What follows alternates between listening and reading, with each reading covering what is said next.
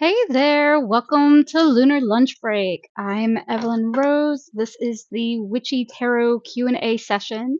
Um, do want to apologize for the slightly delayed start. Just trying to get the new setup working accordingly. One of the downsides of being a one-man show, if you will, is this tendency of anytime you make a slight change, you then kind of have to feel it out and work out if that's actually um, the way you want it to go.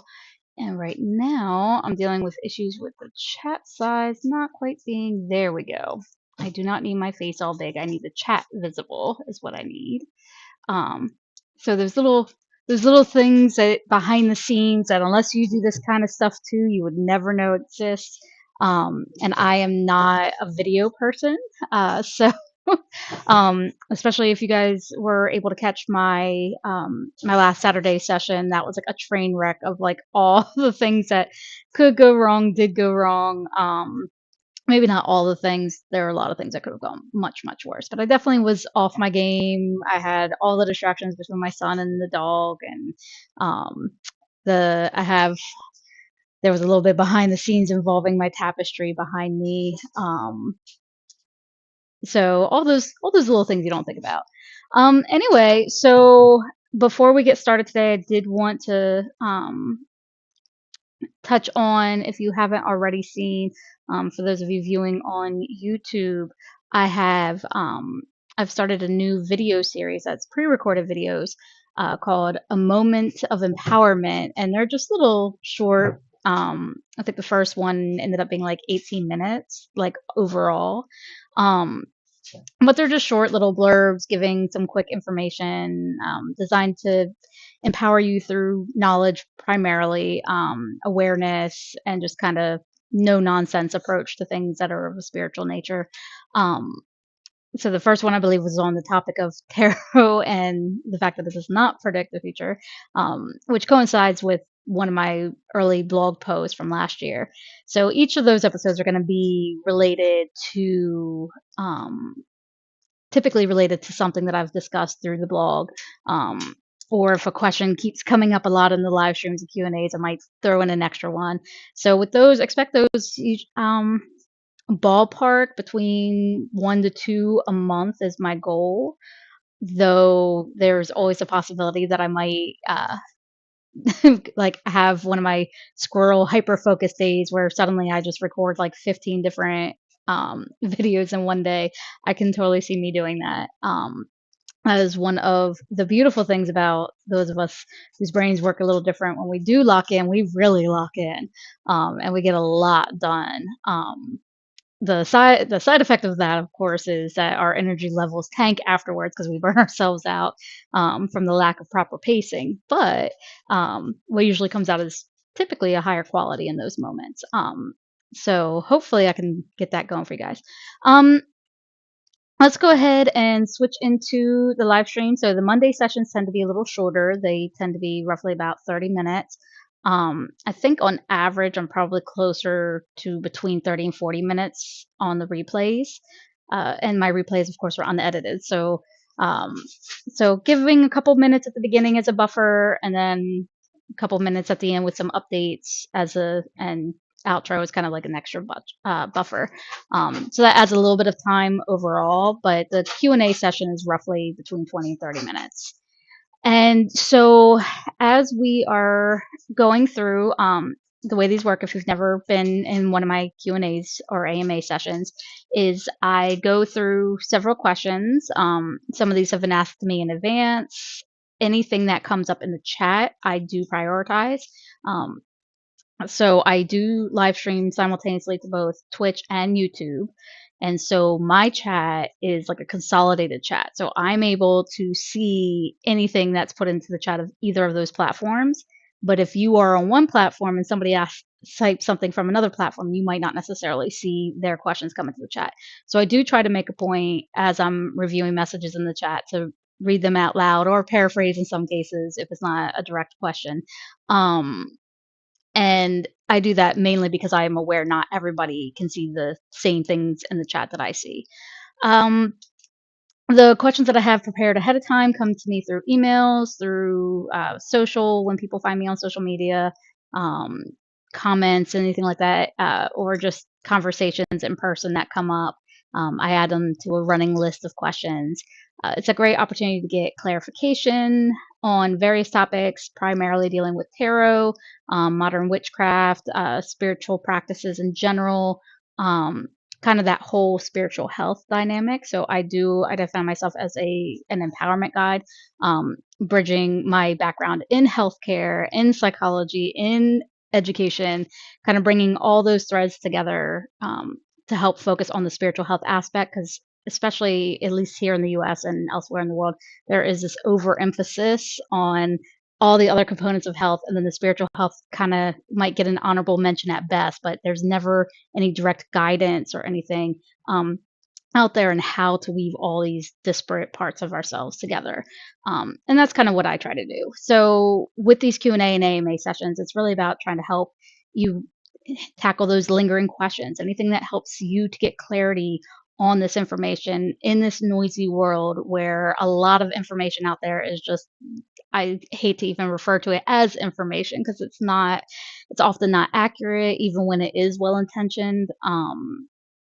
It might be a little too bare bones, or it might make it way more complicated than it needs to be. So I'm trying to find that balancing act, and that's the main priority for these Q&A and AMA sessions. If you're here looking for like live on the spot tarot readings, the Q&A and AMA sessions are not those. It will not hurt my feelings if that's what you're here for and you suddenly dip out. I understand. I get it. One of my friends on Twitch, her Twitch handle is Tandersaya. She does um, live tarot readings, I believe, Saturday evenings, and then Sunday evenings she does like a weekly oracle, and then she'll try to do a couple tarot readings afterwards. Um, but for these Q&A and AMA sessions, that's not what they are. So if you're here for that, I'm sorry, that's not what this is. But also, I'm happy that you're here because maybe you'll be able to get your questions answered. So at any time, I don't see anything in the chat right now, but at any time, please drop your questions into the chat. I'm going to dive in with some questions that I have prepared. If you at any point need me to slow down or explain something because something I said didn't make any sense, or um, if it was your question and I missed the mark on what you meant by that question, please just drop it in the chat so that I know and I can address that for you. All right. So I'm going to go ahead and get us started. Let me make sure my list of questions here does not block my view of the chat. That would be helpful. So see, so learning this new setup that I made. This is what happens when you make changes behind the scenes. So thank you for bearing with me. All right. So our first question for today. I love this one. So I have to start with this one. Aren't metaphysical things just pseudoscience? And what's the difference? So Uh, anyone who knows me knows I love to use the term metaphysical. I actually, one of those, I was telling you just now about those moments of empowerment, like the next one in line that I'm working on is related to a blog entry where I talk about different esoteric terms. And one of the terms I'll be going over is metaphysical. So I, of course, want to start with this because I'm like, yes, this is actually top of mind for me. So metaphysical, think I've explained it before in one of the Q&A and AMA sessions. If not, that's fine. We're going to do it again right now. So metaphysical tends to be those things that are beyond what we can currently measure and understand with science. It's kind of more of a philosophical approach to the science, if you will. So there are some things that used to be considered metaphysical because we could not measure it. Think about, like, oh, sorry, here comes my cat. This is live stream adventures. You get cat, you get dog, you get whatever distraction distracts me.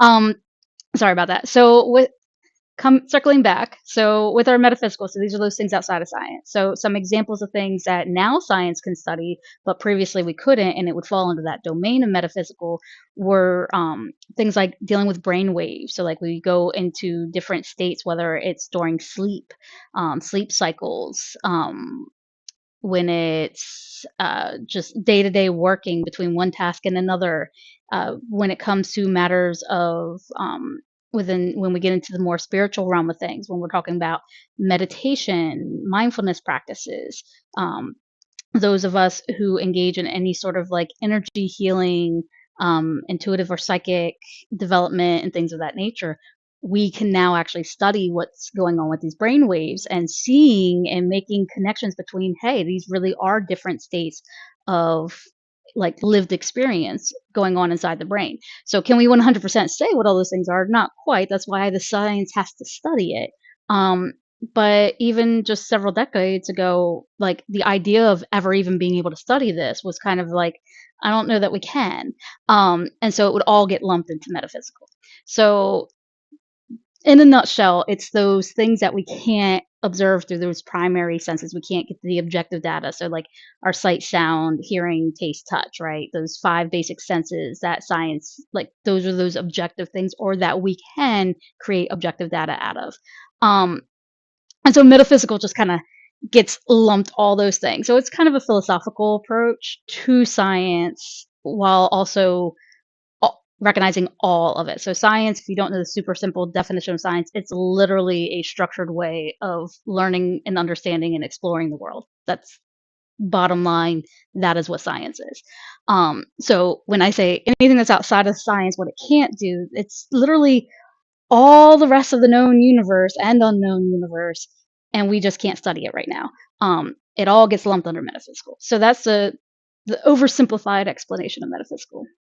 Meanwhile, pseudoscience are those things that sound like science, and they're not. They're fake science, pseudo, literally fake science. Um, Now, sometimes it's just the way people explain things, and they go, "Oh, that's just pseudoscience," if because there's no scientific basis to it. It's metaphysical. There's no scientific basis because you can't have a scientific basis yet, or possibly ever, right? Humans were limited. The universe is unlimited, but we have limitations within this reality in which we live. So the pseudoscience is that fake stuff. This is that guy that gets up on stage and sounds like they're knowing all the things. They even have like PhD on their name, which is some honorary degree that they paid $50 online for. Um, they talk a good talk. They may even reference some real actual science. They're using all kinds of scientific terms, but if you actually are a scientist and study in the particular domain that they're talking about, you know that they're using the words wrong, or they don't know how to properly define them. A case in point example was I had been in talks with somebody within the coaching industry who was developing their own kind of theory related to um, like reward and punishment and that kind of thing. And they couldn't understand or wrap their brain around the basic definition of a reward within this behavioral psychology that these terms originated out of. And so that would be a fine example of pseudoscience. Like, you are making up a definition of a word that has a very clear scientific definition. That is pseudoscientific. That is fake science. Um, so what happens with metaphysical things and is you get some pseudoscience in there because again, it's philosophical, right? So technically, if I can't prove that it's outright pseudoscience and that they are intentionally, making this stuff up, um, then that would still kind of fall under the umbrella of metaphysical, right? So when you go to places that advertise themselves at, or position themselves as metaphysical directories or metaphysical fairs or metaphysical conferences, you are going to find pseudoscientific nonsense mingled in with legitimate spiritual health and wellness, legitimate sciences that we have not yet been able to approach through scientific methods. Um, and that's kind of where you kind of see the two overlap. I do get frustrated that there is so much pseudoscience out there. I get upset, for example, with my local co-op that sells those little bottles of those little tiny sugar pills. And like, I mean, literally they are tiny little itty bitty balls of sugar, and they tell you can have them as many times as you want. They are marketed as homeopathy. Homeopathy, of course, began as um, exposure to a thing to help like prevent that thing. So for example, I believe, was that Civil War era? I want to say it was Civil War era. If anybody knows what I'm talking about, feel free to correct me if I'm wrong. Um, but there was a female doctor, nurse. I believe she was a nurse at the time. I don't think we technically gave doctorates at that time, but I digress. So she sat there and she discovered that, hey, if I expose, you know, um, these people who are not sick to these people that are sick, but just a little bit, they build up immunity and then they don't get sick. That was the origins of homeopathy. Was you give a little bit of the thing that makes you sick so that you don't get sick, like you build natural immunity, right? This is where vaccine science originated from, was that. So for those of us who are a little older, we were taught when we were young, like if one person in the community got chickenpox, we all want to give each other chickenpox because then it'll be healthier and safer than if they got chickenpox later in life. The sad part is getting chickenpox early on means you might end up with other issues later on and complications later on in life if you survive the chickenpox in the first place. But now we have vaccines that actually help us with protecting us from those things. So that's the origins for that science. Like the actual science went in that direction into vaccines, into medicine, right? It started in medicine, it continued in medicine, and continued to be studied scientifically as the science and the technology allowed us to do so. When it came to these little pills, though, that's a whole other part of homeopathy. And this is where I get frustrated because a lot of it is pseudoscientific. There are some times where they are applying those same basic principles using a more non vaccine approach, but then when we get by the time you make it to these pills that people are paying like $40 for like a little drum of like 20 of these little tiny, I mean, they are tiny. They're like barely bigger than a granule and they're made to be like these perfect little spheres. And when you look at the ingredient list, like they'll have like made up ingredients that aren't like that's not in there, first of all. You are very clear about your process. Literally, if I were to go to the manufacturing plant, all I would find in there is sugar. That's it. And you are paying $40 for this little tiny thing of 20 little pieces of sugar. Um, go buy yourself a bag of candy. You know, you might actually end up with less sugar in your system, depending on the candy in question. Anyway, so that's an example of like clear pseudoscience. It's not in there. There is enough scientific data and research out there to debunk it. It's built on false claims. It doesn't even work in terms of I've talked before about the placebo effect. And there is power of belief. Like if you truly believe a thing will help you, then that power of belief can make it help you. The problem that we run into is that things like this, where we can't even find evidence of a placebo effect in effect, um, that makes it just pure snake oil. That makes it just pure pseudoscience. Um, and so you will, so when you're asking what the difference is, that's the major difference.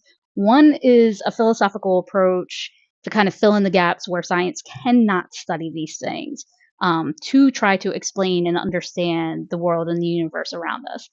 And then pseudoscience is just the fake made up stuff, whether well intentioned or not. Oftentimes not. Okay.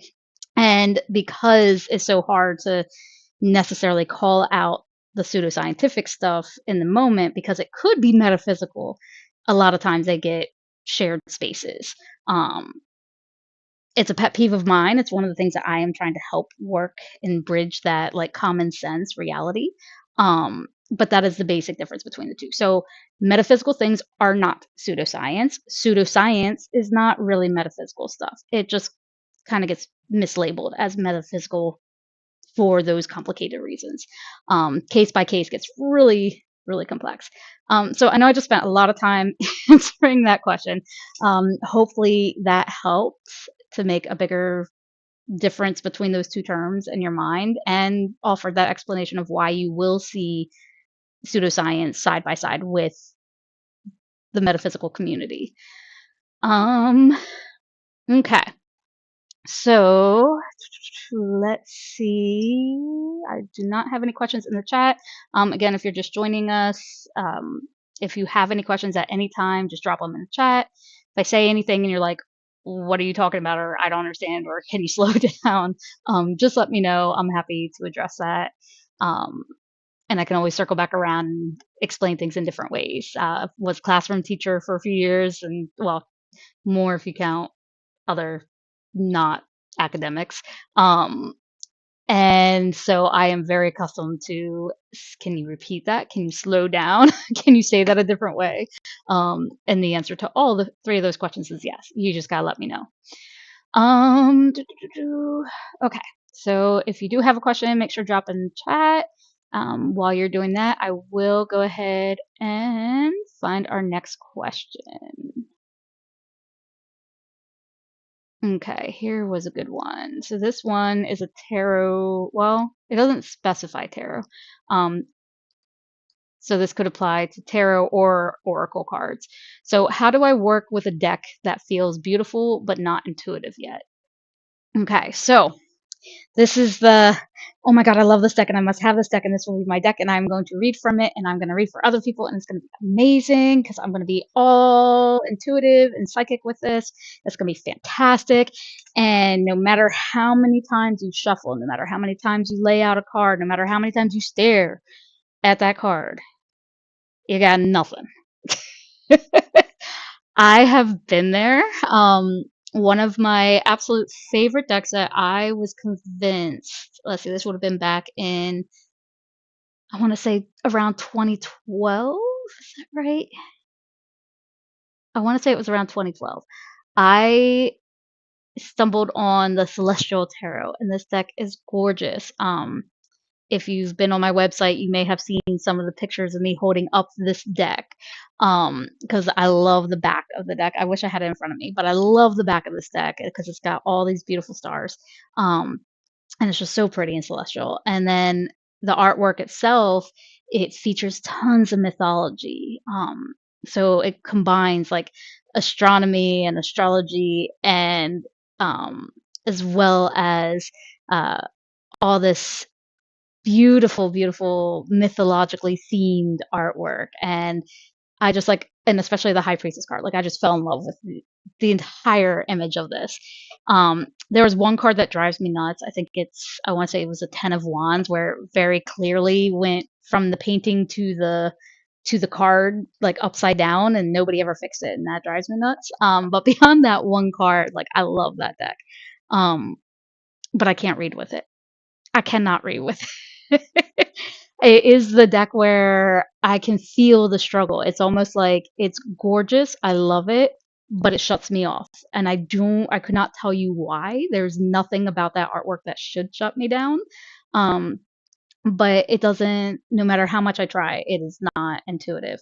Um, so for your question of how do I work with a deck that feels beautiful but not intuitive yet, just don't read with it.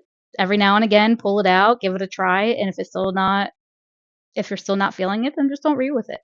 There's many different uses for tarot beyond doing readings.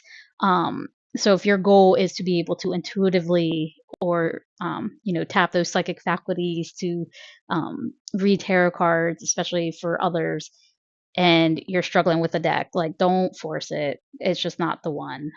It can be beautiful and you can love it in every way.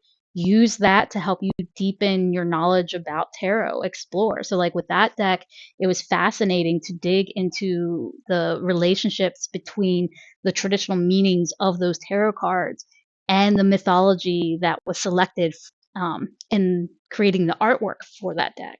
And so that really helped to deepen my appreciation for like alternative symbolism within the tarot. So like that's really where you start to see me after that deck and after the struggle of trying to force it. That's when you start to see me like compiling my mass collection of tarot and oracle decks, kind of similar to me in my books.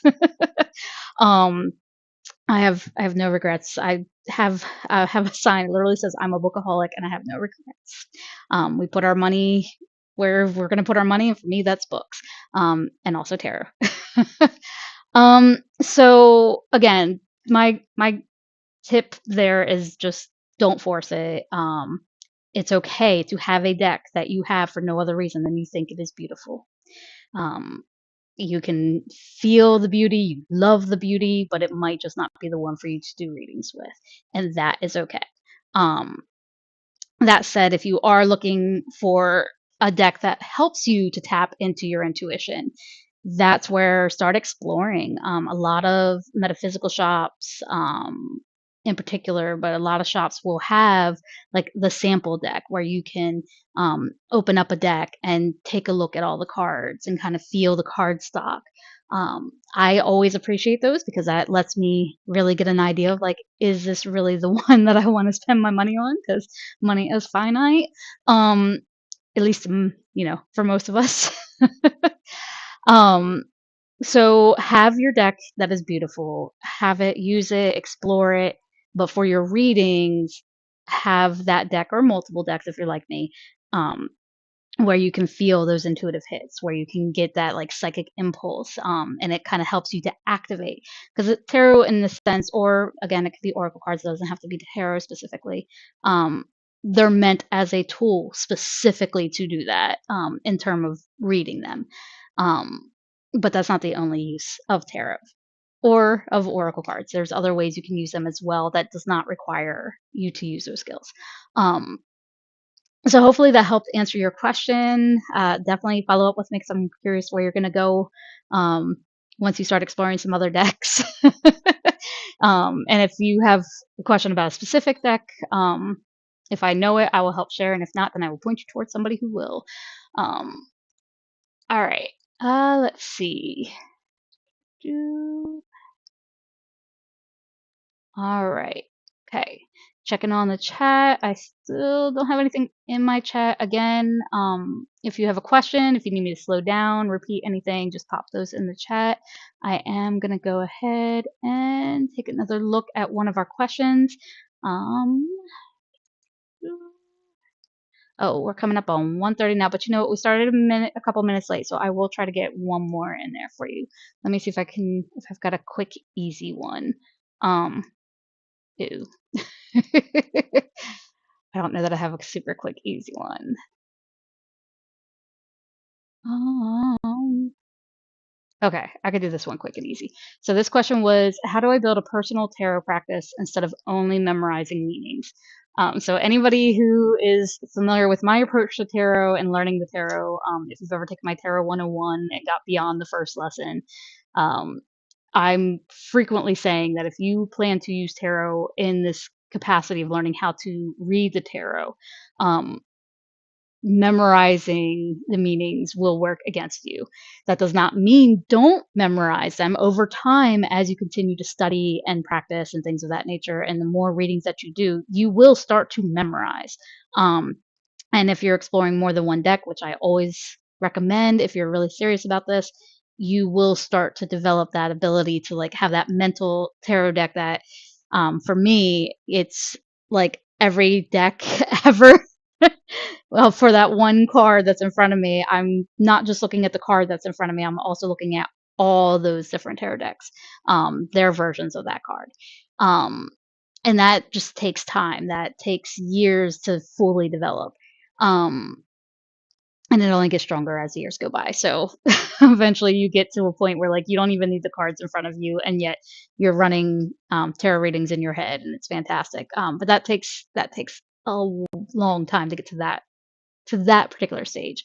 Um, so if you're at the beginning and you're trying to develop this tarot practice, I generally recommend starting with a little white book or a booklet that comes with it. Um, if you've taken my Tarot 101, I give you like a little blank kind of like template for jotting down your own like correspondence, if you will, like some keywords that you associate with that particular card. Um, and those don't have to be memorized, especially when you're early on, like in those first like year or two, like you should be consulting those things. Um, I also, however, highly recommend that storytelling approach. Like look at the card, what stands out, um what immediately comes to mind. Do you get any intuitive hits, or do you have anything that you think might be intuitive hits? Like, huh, for some reason I'm thinking of this thing. I don't know why I'm thinking of this thing. It has nothing to do with anything else that anybody said or is doing or that I'm seeing in this picture, but that's what popped in my head. That can be an intuitive hit. And so as you're learning, this is why it's so important to journal in the beginning, um, is to develop that ability to go back and say, you know what, hey, that was or that wasn't an intuitive hit. So as you're building that tarot practice, instead of memorizing meanings, explore possible meanings, but start with your own, what do I think this might mean? And then consulting the little white book, then consulting your cheat sheets, then consulting a more in depth. I know in the Tarot 101, I recommend a couple of different books. Like, and it's such a short list. It is not a complete list at all. But oh my goodness, I have so many books. We'll be here all day if I try to go through that list. So if you have questions about that or you want me to touch on that, just send me an email, reach out to me, let me know, and I'll make sure I bring it up in our next AMA session. But hopefully that helped give you a better general idea of how to get started. Like just start. And look at those meanings, reference those meanings, and over time you begin to memorize them. Um, and that's the best way to do it, especially if your goal is for it to be intuitive or psychic in nature. Hopefully hopefully help that answered your question. If not, please let me know. You, I'll have all that info in the show notes. We are now officially 30 minutes into my actual talking through this session. So we're going to go ahead and wrap up now. If you do have any questions, lingering questions, and you want me to pick them up next time, you can drop them in the chat. I'll also have details in the show notes. But I'm going to go ahead and slip us into my updates and reminders. Hey, so any link that I mention right as I go through this are all going to be in the show notes below. It usually takes me a couple minutes after streaming to get that updated. The YouTube replay, I think the video content takes like a day before it actually shows up, but I will have the notes updated before then. So first and foremost, make sure to become a moonbeam. This is what I call my subscribers to my newsletter, the Starlight Circle, where the starlight is radiating that hope, and it shines it onto the moon. As moonbeams, you are reflecting or radiating out that hope that comes from the star card. So that's why I call it a moonbeam. So be sure to subscribe to my newsletter. I'll have the links below. Enroll in Tarot 101 with Evylyn Rose. It is my free mini course. I talked about it a couple times in this session. So if you haven't already, make sure to enroll in that. When you enroll, it does automatically add you to the Starlight Circle. So if you don't want to have to do both things, just enroll in the Tarot 101 and then you automatically have done both things. You can always find me on my website. I have the personal blog that's once a month. The May issue should be coming out in the next couple of days. I should have that posted and ready for you. Lightweaver's Clearing is my where all the on-demand educational content lives. And then, of course, Messages in the Moonlight. I've been running since it feels like forever now, before some of you guys have even been born.